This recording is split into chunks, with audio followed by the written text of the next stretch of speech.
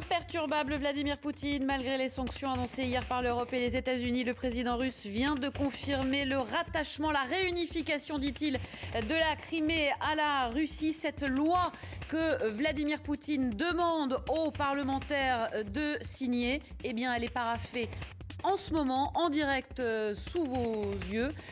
Aucune minute n'a été perdue, comme vous pouvez le constater. Le président russe vient de signer en direct cette loi qui image entérine... historique où l'on voit à l'extrême gauche le Premier ministre de Crimée, Alexei Aksionov, qui signe le rattachement de sa province à la Russie.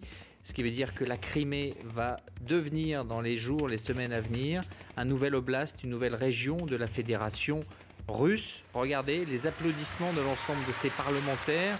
C'est un moment historique pour Vladimir Poutine. C'est le parachèvement de 15 années de sa politique menée avec Lavrov sur la scène internationale pour faire revenir la Russie au premier plan et surtout pour que la Russie ne rende plus de compte à personne. Regardez ces 4 hommes, fiers du coup qu'ils ont mené. 3 semaines seulement, une des annexions les plus rapides de l'histoire. 3 semaines. Et l'hymne russe qui est en train de résonner sous les ors du Kremlin. 3 semaines et la Crimée aura basculé dans le camp russe. Une opération durant laquelle Poutine a eu tout le temps le tempo pour lui et l'avantage pour lui, prenant de court une communauté internationale qui n'imaginait pas qu'il puisse aller aussi vite et aussi brutalement et surtout faire fi des lois internationales avec autant d'aplomb.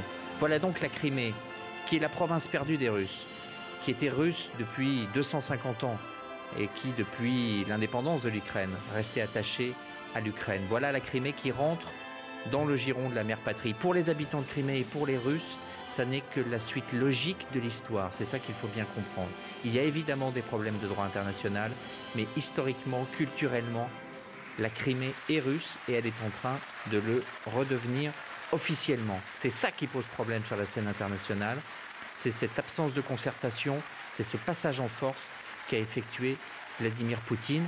Et c'est ça qui fait que cette crise, pour l'instant, n'est toujours pas résolue. Mais c'est ce à quoi nous assistons, la première grande victoire de Poutine sur la scène internationale. Alors certains diront que pour lui c'est le début de la fin parce qu'il est en train de s'isoler. Ça, l'avenir le dira. Mais ce qui est sûr, c'est que de son point de vue, c'est sans doute le moment le plus intense depuis son arrivée au pouvoir à l'époque